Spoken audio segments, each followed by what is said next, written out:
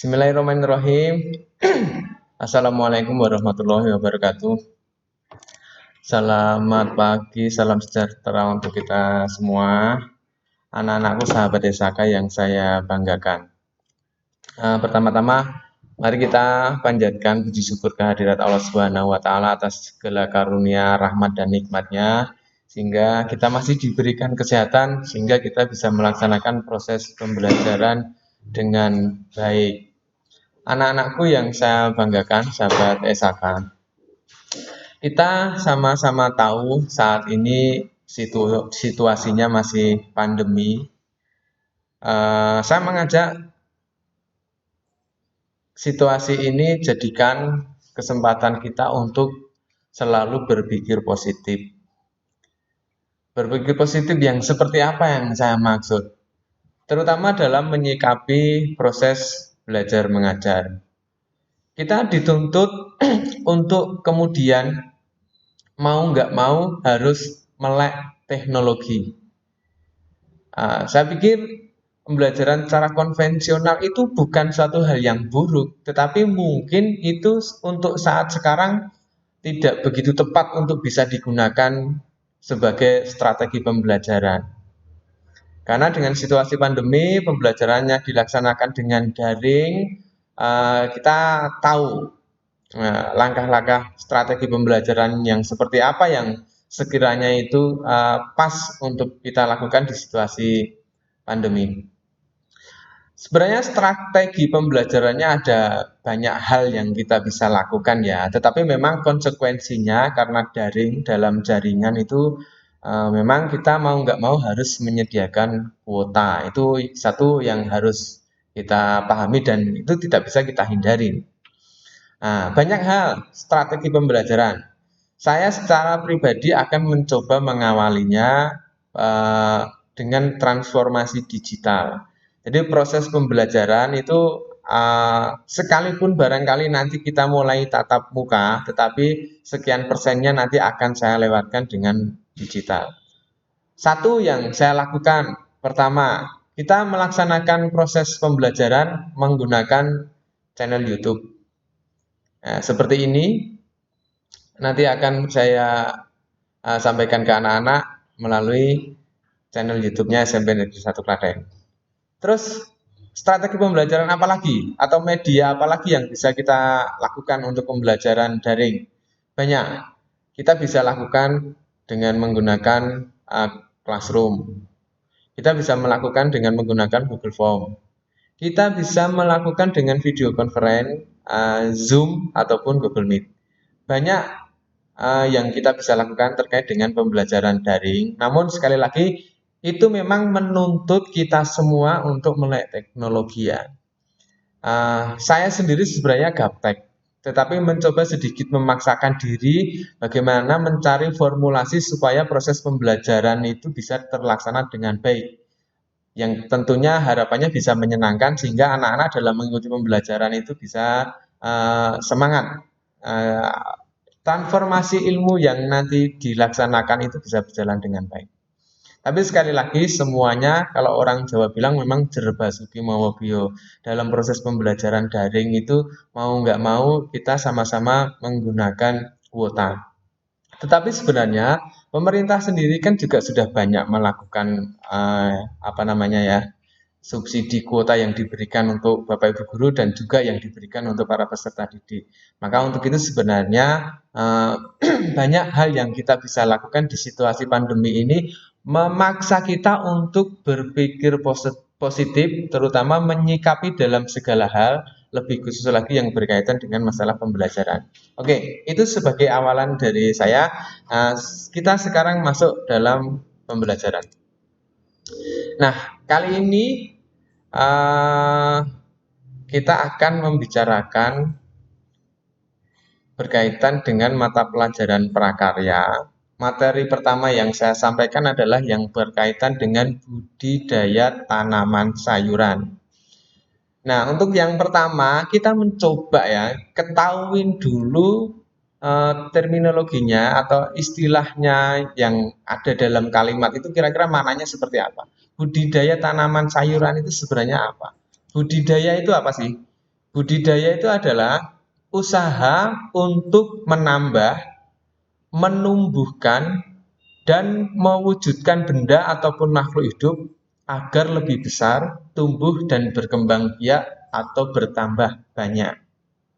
Saya pikir anak-anak tahu lah budidaya. Jadi memang ada upaya kita untuk melestarikan, untuk menumbuh kembangkan supaya satu hal itu kemudian tidak akan menjadi punah. Karena kita ngomongnya berkaitan dengan budidaya tanaman sayuran, berarti nanti yang diupayakan kelestariannya itu adalah yang berkaitan dengan tanaman sayuran. Terus kemudian tanaman sayuran itu apa? Nah, tanaman sayuran itu adalah tanaman lunak yang separuh atau semua bagian-bagiannya itu bisa dikonsumsi dalam bentuk segar ataupun diolah terlebih dahulu dengan cara dimasak. Nah, saya pikir anak-anak ini sudah ada bayangan ya tanaman sayuran seperti itu. Banyak yang jenis yang barangkali sudah anak-anak ketahui. Tapi pertanyaannya, saya kadang-kadang banyak menjumpai anak-anak di usia kalian itu eh, tidak hobi makan sayur. Nah, maka kalau memang ada anak yang tidak hobi makan sayur, silahkan ini nanti diperhatikan kemanfaatan sayur untuk tubuh kita itu seperti apa. Kalau sudah tahu manfaatnya, masa iya sih kalian terus masih sampai saat ini nggak suka makan sayur, makannya cuman daging dan segala macam, itu nanti tidak akan ada keseimbangan untuk kebutuhan kebutuhan gizi yang diperlukan dalam tubuh kita. Kalau bisa memang kita harus ada keseimbangan. Daging itu juga perlu, sayuran itu juga perlu, buah itu juga perlu, susu dan yang lainnya itu kita juga perlu. Tetapi semestinya harus memperhatikan porsinya, jangan sampai kita melebihi. Nanti jadinya obesitas. Seneng makan daging, dipol-pol kele makan daging, kon entek pada saat masa tuanya kolesterol. Nah, jangan sampai seperti itu. Oke, itu yang berkaitan dengan budidaya tanaman sayuran. Kita ke slide berikutnya. Nah, slide berikutnya adalah jenis tanaman sayuran dan bagian yang dapat dimanfaatkan. Maksudnya bagian dari tanaman sayuran itu yang bisa dimakan. Nah, kita lihat yang pertama. Yang pertama, sayuran dengan jenis daun. Nah, sayuran dengan jenis daun ini contohnya banyak, tapi saya akan coba presentasikan satu saja yaitu bayam. Nah, nanti di akhir anak-anak harus bisa menyebutkan jenis sayuran daun selain bayam itu apa. Silahkan nanti dipikirkan dari sekarang, dicari-cari, karena itu nanti akan menjadi tugas untuk kalian. Nah, saya akan presentasikan yang pertama berkaitan dengan bayam. Nah, ini saya yakin anak-anak sudah sering menjumpai tanaman bayam ini ya. Nah, kalaupun memang di rumah tidak ada lahan untuk membudidayakan tanaman sayuran, tapi setidaknya anak-anak cukup mengenal lah. Tanaman bayam ini kan saya pikir familiar ya, di mana tempat banyak bisa kita jumpai. Tukang-tukang sayur setiap paginya kalau pada keliling itu juga pasti juga ada banyak yang jual sayur. Nah, ini yang menarik adalah ini. Jenis bayam ini setidaknya ada dua macam. Nah, ini kita perhatikan dulu gambarnya. Yang sini ini jenis bayam yang kita lihat tampilannya daunnya itu full hijau semua, dan yang sebelah sini hijau campur keunguan atau mungkin kemerahan. Nah, sekarang kita coba lihat ya. Kita perhatikan bersama manfaat dari sayur dengan jenis daun. Kita ambil contoh bayam itu manfaatnya seperti apa, kita lihat. Nah, terdapat dua jenis bayam, yaitu bayam berwarna hijau berdaun lebar, bayam berwarna hijau keunguan hingga kemerahan. Ini dua jenis bayam berwarna hijau yang berdaun lebar, bayam berwarna hijau keunguan hingga kemerahan seperti slide sebelumnya tadi, contoh gambarnya sudah saya sampaikan. Terus bayam merupakan tanaman dikotil yang memiliki sifat batang basah dengan bentuk batang bersegi. Nah, tadi bisa dilihat selain daun, bayam itu kan ada batangnya. Nah, ternyata batang dan daunnya itu kalau untuk bayam itu bisa dikonsumsi. Lantas apa yang tidak bisa dikonsumsi dari tanaman bayam? Tentunya adalah akarnya. Akar bayam itu tidak bisa kita konsumsi sebagai makanan. Nah, sekarang kita lihat kandungan gizi bayamnya itu apa saja. Nah, ini kandungan gizi bayam. Kalau kita suka makan bayam dengan cara masaknya benar, itu di dalam bayam itu ada banyak kandungan gizinya. Di antaranya adalah menimbulkan energi, karbohidrat, protein, beta karotin, vitamin B kompleks serta vitamin C. Ini kalau cara memasaknya benar. Nah, cara masaknya yang benar seperti apa? Mungkin nanti di lain kesempatan kita akan bicarakan di materi pengolahan. Nah, sementara ini kita mengenal untuk jenis tanaman sayuran dulu. Ingat, yang pertama ini adalah jenis tanaman daun. Kita ambil contoh bayam. Oke, kita ke slide berikutnya. Nah, yang kedua adalah sayuran batang. Sayuran batang kita ambil contoh adalah sayuran asparagus. Nah, ini mungkin yang sedikit namanya agak nyeleneh. Anak-anak saya juga tidak tahu secara pasti apakah sudah mengetahui, kita bisa lihat. Nah, sayuran batang atau contohnya asparagus itu adalah seperti ini. Nah, kita perhatikan dulu, bentuknya seperti ini adalah sayuran batang. Sangat berbeda dengan sayuran daun tadi. Kalau sayuran daun tadi memang yang dikonsumsi adalah daunnya secara umum, tapi kalau di sayuran batang ini ya memang dari batangnya ini yang kemudian nanti kita bisa maksimalkan untuk dimasak secara benar. Nah, kita bisa lihat apa saja manfaatnya. Manfaat asparagus adalah yang pertama, sumber asam folat nabati. Yang kedua, sangat rendah kalori. Yang ketiga, tidak mengandung lemak atau kolesterol. Yang keempat, mengandung sangat sedikit natrium. Nah, sayuran batang contohnya asparagus yang dikonsumsi adalah dari batangnya. Terus manfaatnya seperti yang sudah saya sampaikan. Pertama tadi sayuran jenis daun, yang kedua sayuran jenis batang. Nah, kita lihat lagi. Sayuran akar. Contohnya saya ambil bawang merah. Nah, di setiap jenis sayuran saya hanya presentasikan satu contoh, nanti anak-anak bisa mencari contoh-contoh lainnya dan jangan lupa itu dipikirkan dari sekarang karena itu nanti akan menjadi tugas untuk kalian. Nah, ini adalah sayuran akar. Saya ambil aja contoh bawang merah. Nah, kalau ini secara umum saya yakin anak-anak juga sudah mengetahui ya. Banyak kita jumpai di mana tempat, tukang sayur yang keliling saya pikir juga banyak. Ini adalah bawang merah. Kalau bawang merah ini yang bisa dimanfaatkan dua-duanya. Akarnya yang berupa bawang merah dan daunnya ini juga bisa kita konsumsi. Itu tentunya dibersihkan, dimasak yang baik. Manfaatnya apa? Yang pertama, bawang merah merupakan tanaman yang termasuk ke dalam umbian tanah. Yang kedua, memiliki perakaran serabut di bagian pangkal umbi. Nah, di bagian pangkal umbi ini memiliki akar serabut. Terus yang ketiga, dimanfaatkan untuk bumbu, rempah, dan obat. Nah, ini manfaatnya ini banyak. Ini ya sedikit saja secara garis besar yang saya sampaikan. Mungkin secara detail nanti kita bisa pelajarin.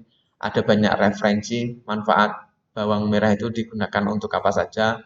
Tetapi setidaknya ada 3 hal ini yang perlu anak-anak tahu. Kita ke jenis sayuran berikutnya. Nah, jenis sayuran berikutnya adalah sayuran dengan jenis bunga. Kita ambil satu contoh bunga kol. Nah, kita lihat. Kita perhatikan gambarnya. Nah, ini yang sering kita jumpai sebagai bahan dasar makanan kalau kita di resepsi-resepsi pernikahan itu ada beberapa makanan sayuran. Bunga kol ini sangat sering sekali digunakan. Nah, saya pikir anak-anak tahu ya, ini kan yang bagian-bagian ini adalah daunnya. Tetapi yang sering bisa kita konsumsi adalah hanya di bagian bunga ini. Nah, karena kalau untuk daunnya ini, ketika daunnya sudah berumur agak tua, nanti akan berubah warna tidak lagi hijau seperti ini, nanti yang diambil tetap hanya bagian bunga. Manfaatnya apa? Bunga kol atau sayuran yang sangat kaya akan gizinya. Yang kedua, rendah kalori dan ini adalah sangat cocok untuk yang program diet. Yang ketiga adalah kandungan seratnya baik untuk kesehatan usus. Jadi setiap jenis tanaman itu sebenarnya memiliki banyak manfaat dan manfaat itu sebenarnya dibutuhkan dalam tubuh kita. Nah, mulai sekarang silakan direnungkan. Terutama untuk anak-anak yang masih tidak menyukai untuk makan sayur. Nah, manfaatnya yang sebegitu banyak, masa iya sih kalian masih pada nggak suka makan sayur? Kita lanjut ke slide berikutnya. Sayuran dengan jenis buah. Nah, kita ambil salah satu contoh mentimun. Saya yakin semua anak sudah paham. Sayuran dengan jenis buah, contohnya mentimun. Ini yang bisa dikonsumsi jelas. Yang bisa dikonsumsi untuk kita ya hanya buah mentimunnya ini. Batangnya ini jelas nggak bisa dikonsumsi. Daunnya ini juga tidak bisa dikonsumsi. Apa akarnya yang masuk ke dalam tanah juga tidak bisa dikonsumsi. Jadi sayuran dengan jenis buah, saya ambil contohkan mentimun, ya hanya buah mentimunnya ini aja yang bisa kita jadikan makanan. Lalu manfaatnya seperti apa? Yang pertama, termasuk dalam suku labu-labuan. Nah, ini buahnya itu apa ya? Istilahnya gandul di dalam batang. Terus kemudian batang-batang itu kan biasanya kan diberikan cagak supaya buahnya ini tidak menempel di bagian tanah sehingga tidak mudah busuk. Makanya ini termasuk jenis labu-labuan. Buahnya itu gembandul. Terus yang kedua, buahnya bisa langsung dimakan. Ya, tanpa harus dimasak, buah mentimun ini bisa langsung kita makan. Dan saya yakin banyak anak yang sudah pernah makan buah ini ya, buah mentimun ini. Terus yang ketiga, bisa sebagai pendamping makanan atau lalapan. Yang suka jajan ayam bakar atau mungkin ayam goreng atau mungkin lesehan-lesehan sejenisnya itu banyak kita jumpai ya, mentimun itu hadir sebagai bahan pendampingnya atau istilahnya sebagai lalapan lah, gitu kan ada lalapan. Mungkin tidak hanya mentimun saja, ada yang lain misalnya seperti daun kemangi atau apa yang lainnya atau daun kubis, nah itu juga bisa. Terus kemudian yang keempat memiliki kandungan air yang cukup banyak. Nah, karena di dalam tubuh kita itu perlu yang namanya air sebagai penyeimbang. Nah, kalau kita sampai kekurangan, nah bisa jadi nanti kita dehidrasi. Ya caranya bagaimana? Ya harus banyak minum air putih yang banyak, makan sayuran, makan buah-buahan, sehingga kadar air yang dalam tubuh kita itu supaya bisa stabil. Itu yang berkaitan dengan sayuran jenis buah. Dengan contoh mentimun. Kita ke slide berikutnya. Masih ada apa enggak? Oh, masih ada. Sayuran dengan jenis biji. Nah, ini saya ambil contohnya adalah pete. Nah, ini saya yakin banyak anak juga yang sudah tahu ini. Ini memang musiman ya. Pete ini memang musiman, tidak setiap saat ada. Nah, petenya seperti ini. Nanti seperti apa manfaatnya kita lihat langsung saja. Nah, yang pertama, seperti biji kacang berwarna hijau ditutupi oleh kulit lunak berwarna hijau. Jadi pete ini bentuknya kalau apa namanya? Kulitnya itu dikelupas, petenya itu biji petenya itu warnanya hijau yang tertutup kulit-kulit ini. Nah, saya pikir anak-anak tahu lah ya, ini pete ini tahu. Terus kemudian pete memang bau, tapi nyatanya banyak orang yang menyukainya. Nah, apakah itu termasuk anak-anak? Apakah itu termasuk saya? Ya, saya cukup lumayan suka dengan pete. Tetapi ya ini apa namanya? Biasanya kalau saya makan pete, saya mengambil momen-momen waktu libur. Misalnya pas tidak saya ngajar atau mungkin kalau pas nanti kita standby di rumah. nggak enak aja sih, nggak enak sama diri sendiri aja. Kalau pas kita makan pete terus tidak menutup kemungkinan kalau seharian di sekolah kan kita pasti ada pipis, ada apa yang ini takutnya kamar mandinya jadi bau. Nah, itu sedikit agak nggak enak. Biasanya kalau saya makan pete menyesuaikan situasi saya kalau pas lagi standby di rumah. Yang ketiga, menjadi pelengkap makanan. Ya sama halnya seperti lalapan, kan, seperti itu. Untuk mereka yang suka nggak perlu direbus atau nggak perlu digoreng, hanya dikupas langsung dijadikan makanan pelengkap untuk mereka yang suka. Tapi kalau saya biasanya tetap minimal kalau nggak digoreng ya direbus. Terus, nah ini manfaatnya ini mampu melancarkan sirkulasi darah. Nah, ini nanti kita bisa bisa sama-sama mencari sumber kevalitannya ya, referensinya ya. Apakah memang benar seperti itu? Nah, karena ini kan mestinya yang paham kan adalah orang-orang kesehatan. Nah, terus kemudian mampu meredakan depresi. Mungkin saja bagi yang suka makan pete itu kalau pas lagi stres, lagi banyak tugas, lagi banyak apa, dengan makan pete itu mungkin jadi fresh. Mungkin, tapi ini ya silakan nanti dipraktekin aja. Tapi pada intinya jenis sayuran biji, saya ambil contoh pete. Ya, beberapa hal yang bisa diketahui adalah 5 hal ini yang sudah saya sebutkan. Apakah masih ada? Oh, ternyata masih. Sayuran dengan jenis umbi. Nah, kita ambil contoh wortel. Nah, ini. Kalau wortel ini saya juga yakin ini familiar ini. Semua anak pasti banyak tahu.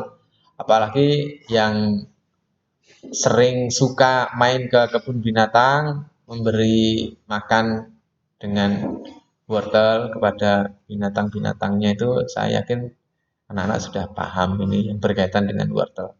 Jadi ini yang bisa dikonsumsi ya, ya wortel ini yang di bagian bawah ini yang masuk ke dalam tanah terus kemudian dicabut. Manfaatnya apa? Nah, kalau wortel ini banyak ya. Yang pertama kandungan vitamin A yang sangat tinggi. Yang kedua beta karoten. Yang ketiga antioksidan. Keempat kalium dan yang kelima kaya akan serat serta vitamin K. Nah, banyak ini wortel ini macam-macam jenis pengolahannya. Ada yang di jus, ada juga yang dijadikan lalapan kayak acar, ada juga yang dengan berbagai macam caranya supaya uh, wortel ini bisa dinikmati.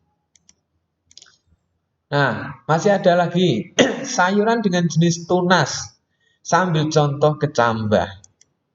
Nah, ini adalah proses kecambah yang masih belum belum apa ya, belum diedarkan atau belum dipasarkan, belum siap untuk dikonsumsi.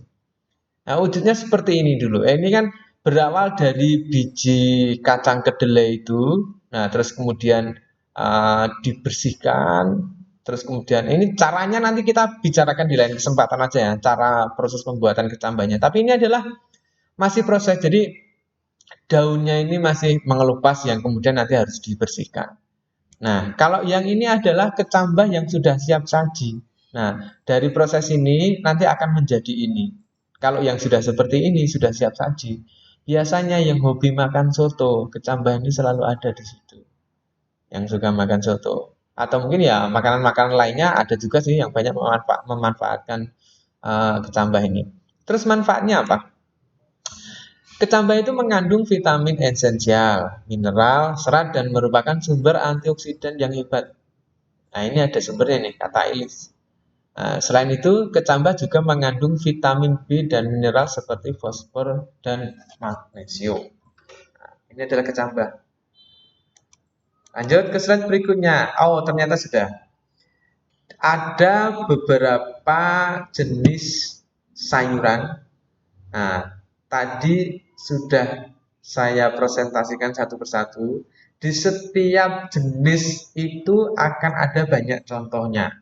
Nah, dari setiap jenis tadi saya hanya menyampaikan satu contoh. Nah, sekarang silahkan diperhatikan untuk review presentasi materinya.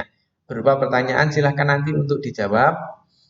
Nah, nanti menjawabnya akan saya kasihkan Google Form supaya nanti enak, tidak perlu garap ditulis terus kemudian difoto dikirimkan ke grup WhatsApp atau apa enggak, tapi nanti saya sampaikan link Google Form-nya ya. Ini pertanyaannya ini.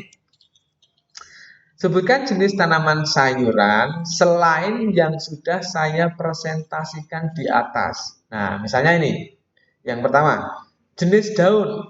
Kalau tadi saya mencontohkan adalah sayur bayam. Jenis umbi dan yang lainnya. Nah, silahkan nanti anak-anak cari contoh selain yang saya presentasikan. Itu review yang pertama. Terus kemudian yang kedua, sekaligus anak-anak menjelaskan manfaat sayuran dari yang anak-anak sebutkan.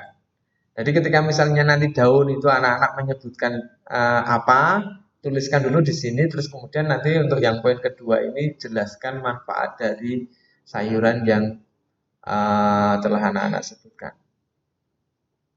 Nah, demikian anak-anak pertemuan pertama yang berkaitan dengan budidaya tanaman sayuran. Silahkan reviewnya nanti dikerjakan dengan baik, dikirimkan melalui Google Form, nanti linknya menunggu dari saya.